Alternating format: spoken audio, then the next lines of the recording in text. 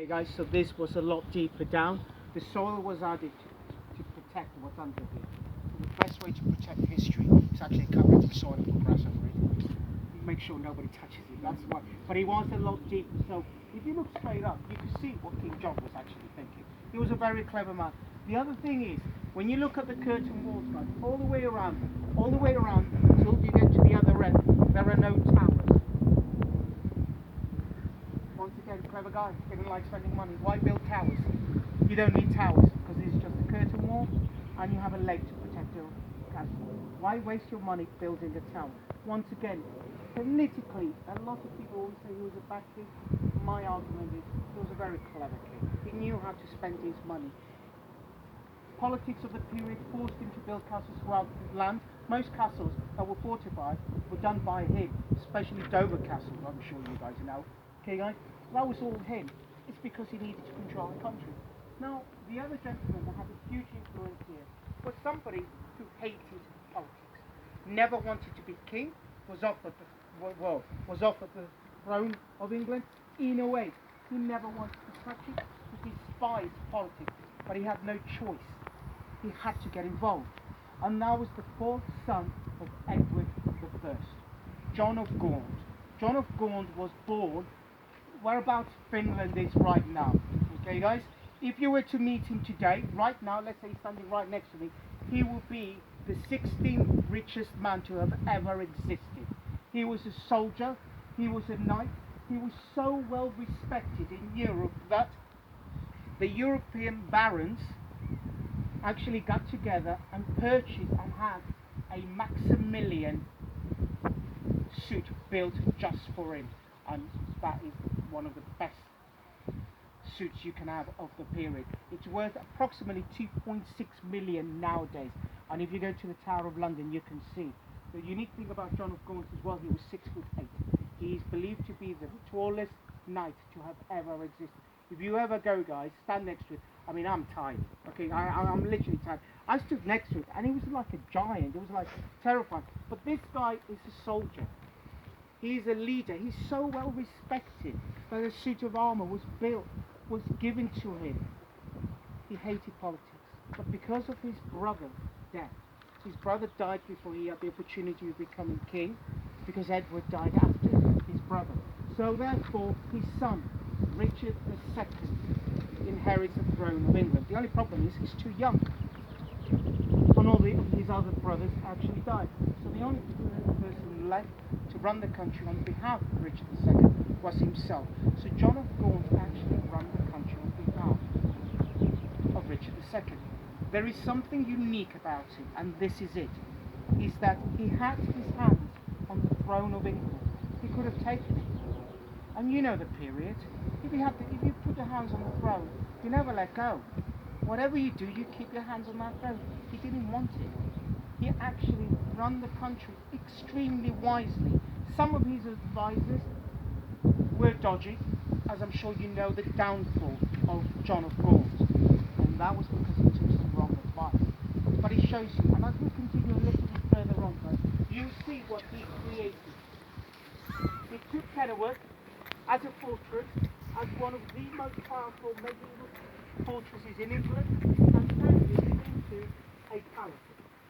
And everything you see, so everything on the bottom is the original curtain wall. Anything above it, guys, is what John of Gaunt actually built. He knocked the curtain wall halfway down, and then he constructed the great wall that we walked through. He also constructed this section here. So you can see medieval wall, because if you look at that section, you can see the evidence of it, and then he constructed his own private apartments right above it.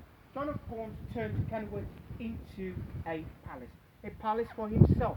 After his first wife dies, he actually marries into the house of Castile and Leon, and he becomes king. He becomes a European king.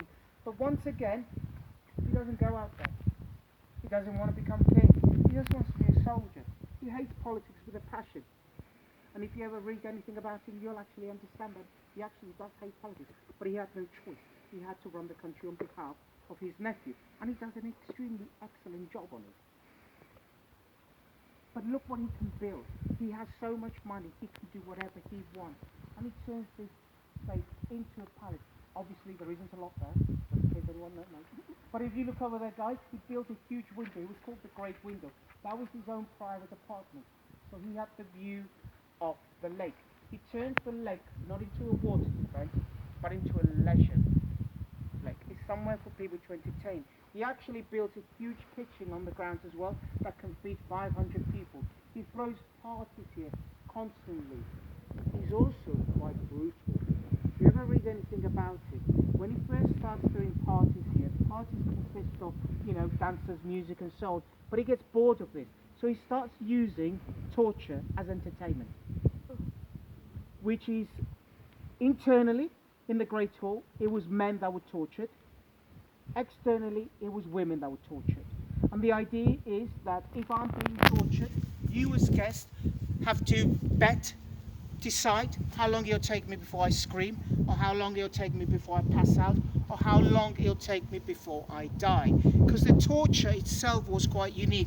And the only reason I'm telling you is because although he hated politics, he was quite a unique individual. So men's torture consisted of having, and once again I do not want to offend anyone. Oh God, I can't believe you're recording that, because this is kind of like my reputation. I'll cut that ruined. bit. Torture consists of that the man will be brought into the Great Hall naked, okay guys, and he's, don't want to offend anyone, just saying this, okay, his pubic hair will be plucked one by one, okay, so men know how painful that is. But he thought that would be, but the only thing is they would use a special type of tool where it would be heated up, so a little bit skin will be grabbed as well, twisted and plucked. So the idea is, how long do you think it'll take a man before he starts screaming? For you to stop or pass out or die. Now, outside, the female torture consisted of the claw. And you know your history, you know what the claw used to look like. He changed it slightly. Instead of being 4 and 5, he changed it 3 and 2. So it was 4 and 5. Does that make sense? It was like the claw. So it was a French design, but he thought, hello, I can improve this.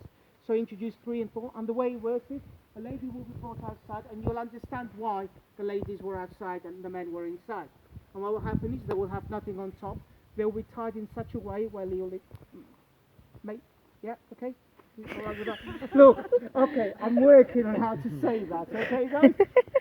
The ladies will be pulled back, the claw will be heated up until it glows. You'll go in, you'll sizzle, so not a lot of blood would happen, and then you would pull. And then you would estimate how long it'll take her to pass out, die, or scream. So politically, this guy never wanted to be a politician, he never wanted to be a king. I think he was quite a unique individual as well. He created this, he created a palace, but he also had a few mentions.